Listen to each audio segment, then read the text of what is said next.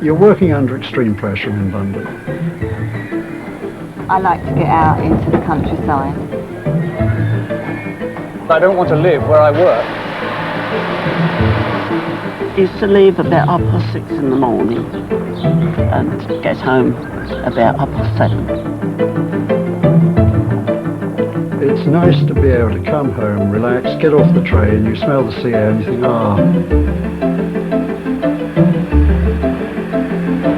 I like to go back and do my shopping on a Saturday morning up to town. It's a nice area where I live, and that's where I want to be. Every working day, almost 500,000 commuters pass through London's train stations. Few ever stop their daydreaming to consider the extraordinary machine that makes their lifestyle possible.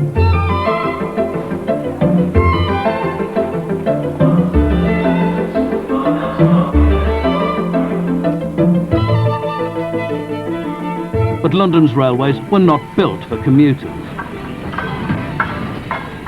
In the beginning, the whole system operated by steam. There would be smoke and particles of dirt coming through the window, so that you would make sure that if you wanted the window down, you would sit back to engine rather than facing the direction of motion. But a few specks of soot was a small price to pay to get out of filthy and overcrowded central London. I moved from the eastern side of London to the far west of the London region, to the limits of the old county of Middlesex. It meant travelling from Baker Street or Great Portland Street to Willesden Green, to Wembley, to Harrow-on-the-Hill. And so on down the Metropolitan line, a railway with remarkable ambitions. In the mid-19th century railway boom, the Met was part of a grand plan to link Birmingham, London, and through a tunnel, Paris.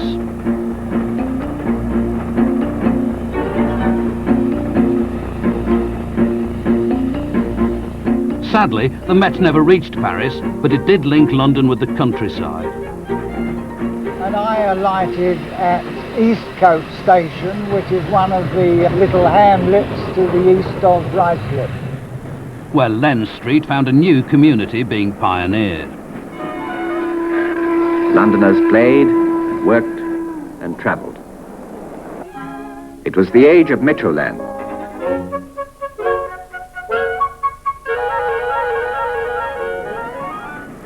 Metroland was the collection of commuter towns that sprang up along the old Met Railway. By the 20s, suburbia had been created. For its residents, it seemed to offer a better way of life. For the Met, it meant radical modernisation.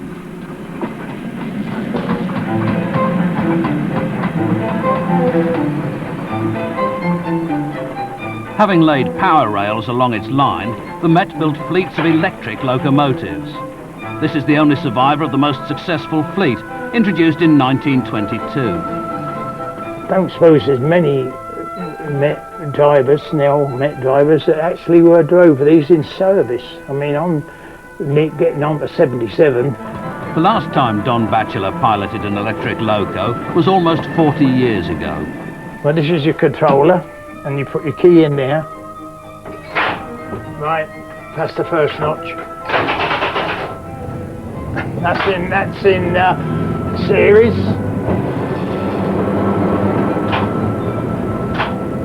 Build it up. They were slow off the mark because you were pulling 6 coaches behind, which was dead weight, nothing pushing. Then we put it over into full. That's full parallel. That's off. And it feels lovely. Though I wish I was back on it again now. Oh yeah.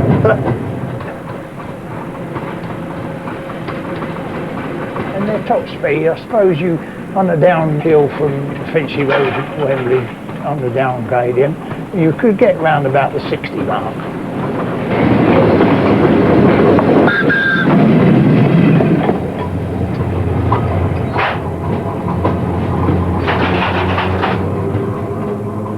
The trouble was that getting them up to 60 was the easy part.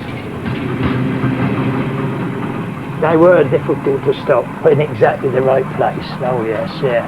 I mean, you've got to think of the weight behind you and the system on the track, greasy valves, all those things come into it. You didn't overshoot naturally when you run into Baker Street, number 1 or 4 platform, because it's a dead end. And dead ends were not the only danger.